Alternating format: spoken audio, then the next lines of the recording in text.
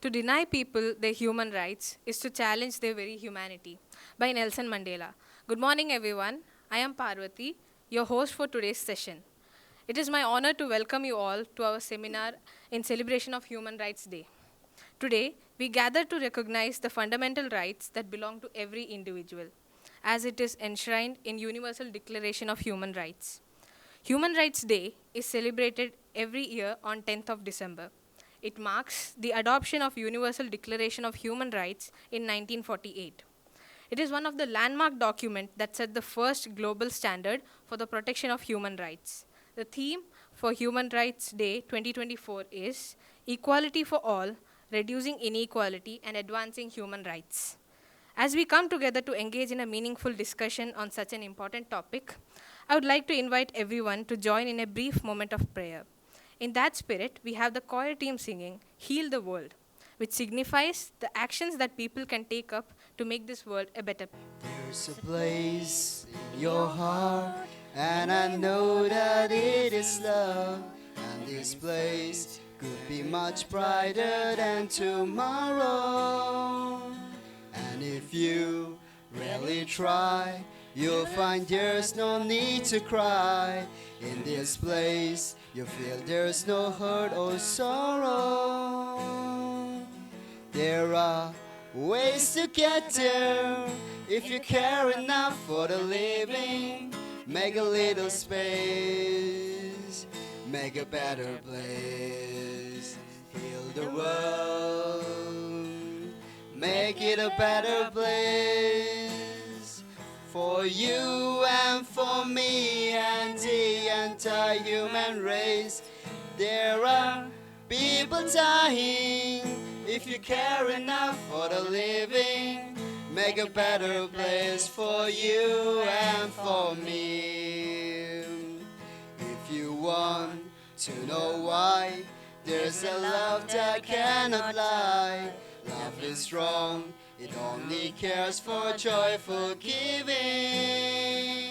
If we try, we shall see. In this place we cannot feel fear or dread. We stop existing and start living. There are ways to get there if you care enough for the living. Make a little space, make a better place. Heal the world, make it a better place. For you and for me and the entire human race. There are people dying. If you care enough for the living, make a better place for you and for me. You and for me. Now, I would request Dr. Rosevira ma'am to escort the dignitaries on the dais. Moving on with the session, first and foremost, I would like to extend a warm welcome to our Pro Vice Chancellor, Reverend Dr. Melvin Dicuna, whose contributions to our academic community are invaluable. Welcome, sir. Additionally, I would like to welcome Mr. Charles Fultaro, Director, Admin Block. Welcome, sir. A heartfelt welcome to our Registrar, Dr. Alvin Desa, St. Aloysius College, Autonomous. Welcome, sir. Lastly, I would welcome the students and faculty present here. Thank you once again to our honorable guest for joining us. Apologies. I would like to extend a warm welcome to our distinguished chief guest, Dr. Rosevira D'Souza, Dean of the School of Arts and Humanities. The rights of every man are diminished when the rights of one man are threatened, told by John F. Kennedy. Now we have Anamika to share her thoughts on human rights from a youngster's perspective. A very warm good morning to all the dignitaries and everyone here. So, we are more aware of human rights than ever before. Thanks to the digital revolution and widespread access to information, we are exposed to a global perspective on issues like equality, freedom, and justice. The youth today are not just passive observers, but active participants in advocating for these values. Whether it's climate justice, racial equality, gender rights, or freedom of speech. At the same time, challenges exist. Some youngsters feel overwhelmed by the sheer magnitude of human rights issues or disillusioned by slow progress and systematic failures. To me, human rights are about freedom: freedom to express myself, to make my own choices, and to live my life without fear of judgment or persecution. But that's not the reality for everyone. We see how systematic injustices like racism and sexism continue to affect people and communities. We see how marginalized groups are denied their basic rights and how our own actions can perpetuate these injustices. As youngsters, we are often told to respect our elders and tradition. But I believe that respect is a two-way street. We should respect our elders, but we should also respect ourselves and our own rights. We should respect our right to education, to healthcare, to a safe and healthy environment. We should respect our freedom of speech, to assemble and to participate in our democracy. But most importantly, we should respect each other's rights. We should respect each other's differences, whether it's a race, religion, gender, or sexual orientation. As youngsters, we have the power to create change. We can use our voices to speak out against injustice. We can use our actions to promote equality and respect. And we can use our votes to demand that our leaders protect our human rights. So let's make a pact to stand up for each other's rights. Let's make a pact to respect each other's differences. And let's make a pact to demand that our leaders protect our human rights. Thank you and have a nice day. Thank you, Anamika. It's now my distinct pleasure to invite our esteemed chief guest, Dr. Rosevira D'Souza, to address the gathering. Please join me in welcoming her with a round of applause. Respected Pro BC, Father Melvin, the director, Dr. Charles Furtado, Registrar Alvin Desa, who is also responsible in actually bringing these programs today, Madam Chandrakala, Madam PRO Shanti, and my dear colleagues of the department and my student friends.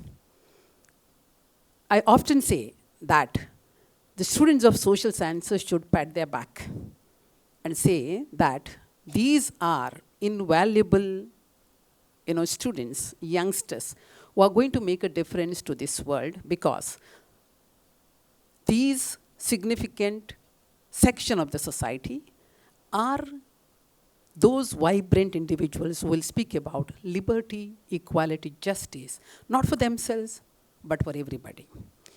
I'm sure you're all very much educated in human rights today. From first generation rights, we have reached to fourth generation rights today in the digital world, where we speak of safe digital society that we have to promote today.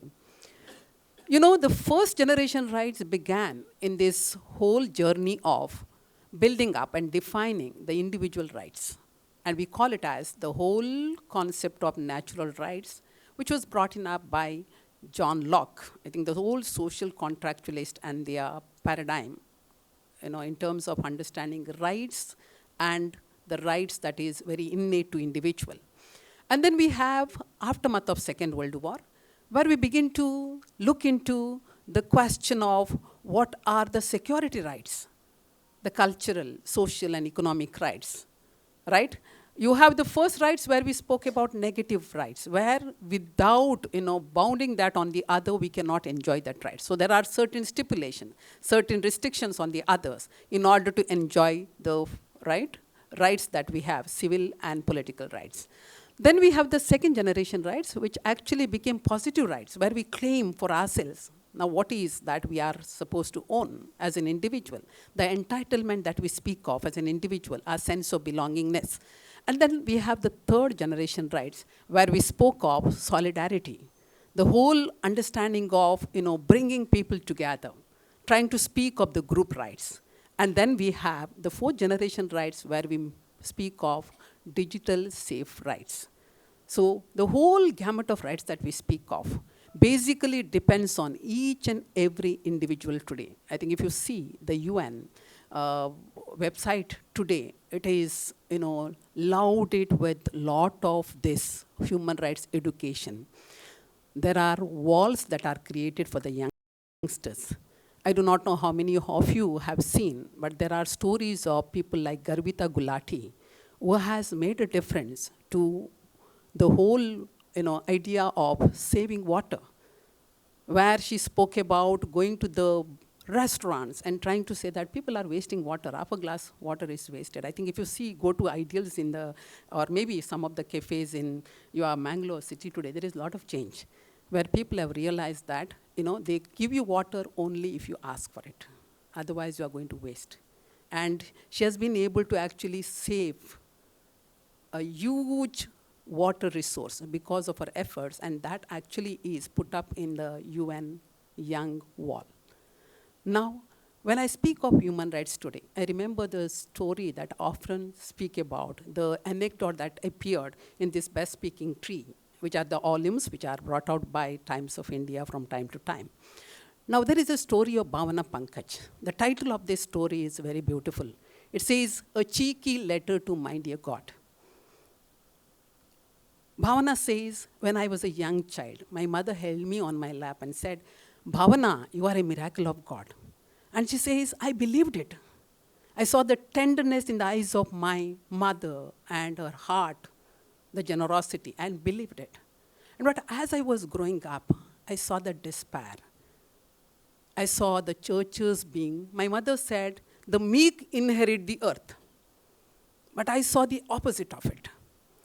Because this earth is plundered, she says, by God's creation, which was beautiful, has been plundered by, she says, tyrants, theologians, politicians, probably teachers too, young students, when we don't understand what is our responsibility towards the other.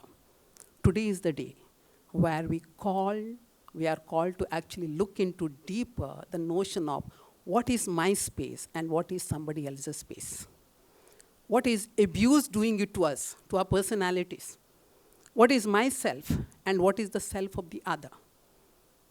As John Locke beautifully said, men are essentially good, unlike Thomas Hobbes, who said men are nasty, poor, brutish, selfish, self-seeking.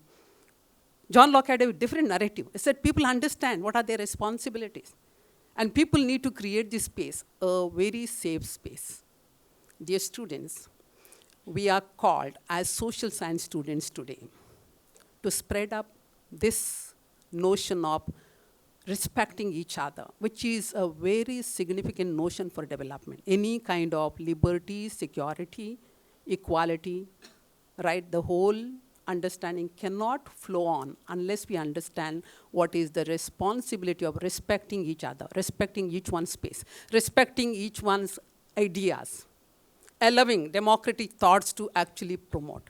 If at all we have come to I think as students of human rights also, that how in India women rights came in.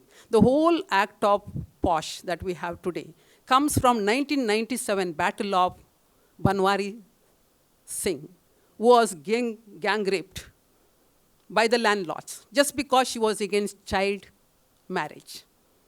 And that took such a long time to actually bring in Vishaka guidelines because of the NGO which supported it. Otherwise, Banwari Devi would have lost her battle. And today, you have such a growth in terms of understanding the old concept of giving respect to another sections of the society, 50-50 parity that we speak of, but the UN actually speak about. Today also we speak of intergenerational rights. We have right to protect and promote our environment. We have taken up today the SDG 16, right? That is, I think if you can see that picture there, it speaks about peace, justice, and strong institutions. We need to build up our neighborhood, our communities. We are all actually the products of our communities. Communitarianism speaks about it. What is that we could do today? As students of, or as a faculty of the deemed to be universities in Aloysius, we have done enough and more to promote this. I think the whole vibrant campus that we have is a campus of diversity.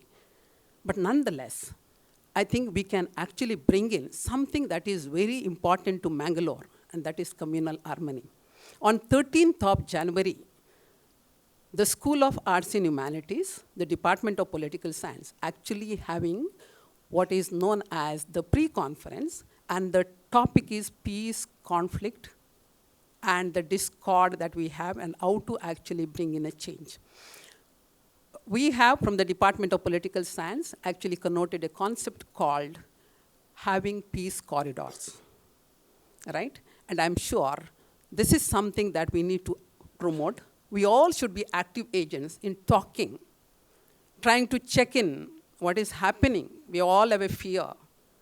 And I'm sure we have Ansa Mehta, one of the significant member of the UN, who actually brought in a change in the whole understanding of men. I think this was the first article which said that all men are born equal and free. She said, no, it is all human beings who are born equal and free. The gender aspect of it, right? And the concept of the children being vulnerable, right? All that is our responsibility, my responsibility, because we take the mantle of, or we carry the mantle of making this world free from any kind of discord. Conflict-ridden states that we have today. We are waging war. We have hate that is actually continuing. And I think we have responsibility as a prime institution of this locality, and also to promote and to see how we can actually build up this world. Now, as Bhavana Pankaja says, when I grew up, I saw these churches being marauded, temples being brought down, mosques being, I think this is something which is not going to build up future community. Intergenerational rights speaks about making this world safe for everybody, my future generation. And that is something that we need to actually take very seriously today. And I'm sure as prudent individual of this university, we will strive to do it. 75 years have passed after the UDHR has, brought in this whole charter. This is the 76th year.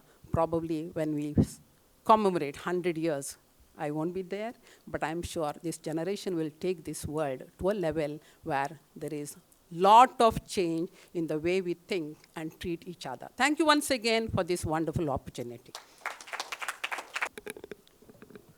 Thank you, ma'am, for your insightful remarks. It is our honor to request our Vice Chancellor, Reverend Dr. Praveen Martis, SJ, to graciously address the gathering and share his invaluable insights. Respected Dr. Father Melvin Dikuna, the Pro Vice Chancellor, Dr. Charles Furtado, the Director of Admin Block, Dr. Rose Veera, the Chief Guest of today's Human Rights Day program, and my dear members of the faculty and my dear students. I think it's already about the Human Day. Dr. Rose Veera has given you very good idea about what is happening in the country, in the world, and how we need to restore these human rights. It's not seen there man's right or woman's right, but it is a human right. Okay, that means we are all gender equality, we are all together, we will have to do something more. Why we do this Human Rights Day? That means we are not getting that right. We may be getting, or some of us may be getting to an extent, but not all of us. So that's the reason we need to create awareness, and you should be aware of what is exactly the human right. What human rights do we have as we are born on this planet? If you are born on this planet, we need to know that everyone has the similar rights. It's not only rich having or some countries having and not others having. It's not fair. There is no justice. That's why Madam has taken SDG goals. There are 17 SDG goals. How many of you have seen at the entrance there are SDG goals? There are 17 SDG goals that we have mentioned. Have you noticed any time, or you just rush through the entrance of the admin block? Have you seen? Anybody? Okay, if you are not seen, let's please see today. Okay, so at the entrance there are two kinds of boards. One side there is a vision, where the Vice Chancellor's room is all there. That side there is a vision below, and the mission there. Read that, is very beautiful. It's taken a long time for the faculty, for the management and the students, maybe around 15 years ago, to put together and write that beautifully. It is very beautifully written there. Okay, another one is about that, there is universal apostolic preferences. These are given by the Jesuits from Rome. We are an international organization. We are spread in 112 nations of the world. All over the world, more than about maybe 5,000 institutions are there all over the world. So there's a Jesuit organization. So there, the general of the Jesuits has given us, through all the provinces put together, there's a 4 goals are given. They're also in a way rights of us for Jesuits who are studying in this institution, and also the collaborators and students who are studying. One is showing the way to God. That's very important. Walking with the excluded, because they are not getting the human rights. Walk with them so that they can get. Third one is journeying with the youth. You're all youth, so walking with you, accompanying you. That is our mission. And caring for the common home. You know what is happening for the common home? That is about our planet. That's the earth. In Delhi, in other places, climate is changing badly. Okay, what is our contribution? How do we really restore it back? And the opposite, we have got the milestones of St. Aloysius. Last 145 years, what are the important strides that we have made and come to this level? And above that, there are SDG goals. And they are both mentioned in English as well as in Kannada. Okay, so admin block students should see that and spend more time, read that, and even memorize all these 17 goals and see how far we have reached and what are the goals, starting with the poverty. From first onwards, 4 is the quality education. So you can go, you can see all that, and we want to see that all the 17 goals supposed to reach by 2030. And the same thing with the universal apostolic preference, the other side, they're also by 2030. There's a vision for almost about 10 to 15 years. Okay, see that, and then we need to move forward. As Madam said, the dignity for the human is very important. How do we restore the human dignity? We are born here, yes, from a various background and families. Maybe when we are born, we did not have any control where we are born. But some of us born in a good place, good parents, some of us no. But then as we grow up, it is our responsibility to become aware of those kind of situations and see that we may have struggled or we may have got certain things, but see that the others now get, because we are getting the education. Through education, we are spreading this awareness so that every human being on this earth should get that dignity, that respect, that right, that freedom to think and do what he or she likes. It's not the parents tell you become a doctor and you become a doctor. No. After a certain age, I think you have got your own responsibility. You have got your own voice, not the noise of the outside. They always make a difference between the voice and the noise. Noise outside is, we all tell you what you want to, what you should become. But you need to listen to your own voice within, say, what I would like to become. Like today, we are celebrating these human rights. Somebody may ask a question, there is no human right in the world and in the country, and in my own nation, my own institution, my own place. So today I would decide to become a social scientist. So I would like to become an activist. You become. That's very important. We need many soldiers. It's not only the soldiers who guard the country and the nation at the border, much more than that, people who really fight for these things. These things don't come to us on the platter. Nothing has come on the platter. Okay, it was like a man's world for a very long, long time. That's why you see everywhere it is a man. She referred to the word that is spoken is only about man. The woman and the children were not existing for a long time. Even in United States of America, even today, they don't elect a woman. They call it as a developed country. You see what is happening. Kamala Harris could have won, or Hillary Clinton could have won. India is to that extent far better.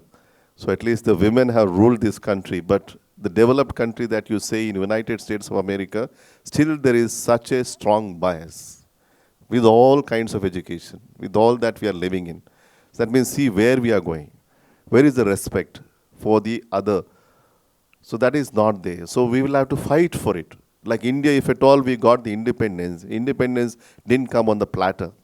Okay, the Gandhi and others have fought for it. The Constitution of India didn't come to us just like that. The B.R. Ambedkar and the whole team, you see the debate there, discussions there, and the alienations. It's all a fight. Nothing comes to us just like that. Okay, just go to the chapel and pray and miracles happen. Yes, they should happen. But then God gives you also, as person, say, you create that miracle. Now He gives you that energy and courage and say that you fight for justice. You fight for peace. So we need more and more people to fight for it. It's not just sitting here and say, somebody is not giving us this, somebody is not doing it, it's unjust society. It is unjust society. But somebody has to do it. People have given their life for it. So somebody has to sacrifice. Nothing comes just sitting there and say that we got it, okay, let me not bother about others. No.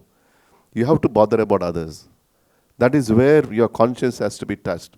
We cannot be just living in a world which is unjust and say that I am safe and I'm okay with that. I should not be touched by anybody. I would like to remain comfortable and safe. Is very selfish thinking. We should get out of that kind of a thinking and say, what is my role in my neighborhood, in my place? If something that is happening, bring it to the notice. Fight for it. We need only these kind of institutions can do that. Aloysius can do that. Many Aloysians have done in the past. That's why the world is slightly better. So you as students have to fight for it. Nothing will come on the platter. Let it be very clear. Okay, and those who are comfortable also should be disturbed. Today you need to ask this prayer, disturb me, Lord. Okay, not be comfortable, not be safe, not be just like that. Understand the whole world. Read the newspapers. You as humanities students should read the newspapers. Read what is happening. And then try to bring it to the notice of the people. Make a team and start working towards it. That is where we need to fight and see that at least a future generation will get what we have not got. And that way if we all fight, at least after a few years, let's say after 100 years or 200 years, we are able to get some justice and say that all will live. But then your blood, your sacrifice, your work is also taken into consideration. That every generation it happens. Today we are slightly better than what we were about 100 years ago, 200 years ago. It's all because of the fight of the good people sacrificing their life and saying that we want it. They may have died and gone in a very bad way, but then we all remember them today, saying that because of them, we are able to live this way. And somebody has to sacrifice, and tomorrow we will be there. That's why our theme or a motto of the institution to become men and women for and with others, not for ourselves. If it is for ourselves, we are comfortable here in a AC room, cozy, and listen to these talks, it's beautiful. But going out into those slums, going out to those streets and say that we fight for you, we are there with the other who is treated unjustly, who is being abused, who is struggling there, who will become the voice? We have to become their voice. So that is what I want from our students, to constantly work towards it, bring it to our notice, debate about it, ask questions about it, so that we become somebody. Otherwise, tomorrow you get a wonderful placement, you go to United States or you go to New Zealand and live there, and that anybody can do it. I think that is not our motto. The institution's motto is not that. Institution's motto is to fight.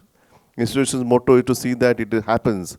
So that constantly, generation after generation, we work towards it and get that. So that is what our fight is. That is what we need to do it, so that everybody gets peace and justice that is required. Because it's everybody's right. That is what is called human right. God has given us that right when we are born here. But somehow human exploitation, human is a complex being. It does not allow, because of all sinful tendencies that is within us, our selfishness, maybe our jealousy, maybe our anger, our pride, our ego, all that is within us. We'll have to conquer that first. Only when we conquer, we can conquer the world with peace and justice. And I think that is a call. Nobody gives you marks for that, isn't it? Our system of education itself is a faulty. We'll give you marks for getting marks. I heard that somebody got very high marks in the ethics examination, 100 out of 100, but life was no ethics at all there. So you can get marks, but then we don't give for the life and the values, we don't give marks. So that is no quantitative. Yes, all our education systems are quantitative, not qualitative. We don't refer to that. It's unjust there itself. So that means the values we don't give marks. Giving human dignity to the others, we don't give marks. Discipline, we don't give marks. All those things will have to change, isn't it? Who changes this? You'll have to change this. You have to fight for it. You have to fight and change for this. This also should come into the curriculum. Then things will change for the whole world. Otherwise, only getting marks there that anybody can sit here intellectually can get. But the heart and the emotional part is nobody has seen it. Actually, the danger of the world is there. It's not there with the weapon. Weapon starts with the heart here, with the way that we think. We are not happy. We want to grab other things. If somebody has something more I want to have, then I want to steal that. I want to do something. It all starts from the heart. from within. And that is where we need to curb. That is where we need to work on it. Things can change. That's why my call today to each and every one of you, if there is a human right that has to be given, we will have to really go inward, not so much outward. Outward is what is there to know, then go inward, and then do something greater for your own family, your own world. Each one love another. World would have been so nice, isn't it? We don't do that. It is not possible with us, unfortunately. Otherwise, say, I love you. When you say, I love you, it's not that go around the trees there and all. Like, it is agape. It is unconditional. Saying that even if tomorrow something happens to you, I still stand with you. That is what real love is. Not today you look beautiful, today you look very handsome. It's only skin deep. That kind of a love is seen in the movies and other places. But true love of God is deeper than that, which is much more spiritual, where we go and say that whatever happens, we are there with you, and truly we are moving with you. That love we need, and that can change all of us. Let's pray for that change and also the grace, so that we all transform ourselves and make a difference on the day of Human Right Day, not only on December 10th, but all the days of our life. So wish you once again a very happy Humans Day at St. Aloysius and all over the country. Let's all work towards it and definitely reach that goal. Thank you. God bless you. Thank you, sir, for your encouraging words. Now, I would like to call upon Glory to propose the vote of thanks. Respected Chief Guest, Vice Chancellor, Pro Vice Chancellor, esteemed registrars, and Director of Admin Block, Dr. Charles Furtado, and dear faculty members and my fellow students, a very good morning to you all. It is both a privilege and honor to stand before you to express our heartfelt gratitude for your presence. Firstly, I would like to thank our deepest thanks to our chief guest, Dr. Rosevira D'Souza, for sharing your insights on issues surrounding human rights. To our esteemed Vice Chancellor, Dr. Reverend Praveen Martis S.J., and Pro Vice Chancellor, Reverend Dr. Melvin Dicona, we are deeply grateful for your unwavering support in organizing this seminar. A special thanks to our registrars, Dr. Ronald Nasrith and Dr. Alvin Dessa, for efficiently coordinating this seminar. I would also like to express my sincere appreciation to all the faculty members for your relentless efforts in preparing and guiding our students. Lastly, to all the students present here today, thank you for your participation in this session. Thank you.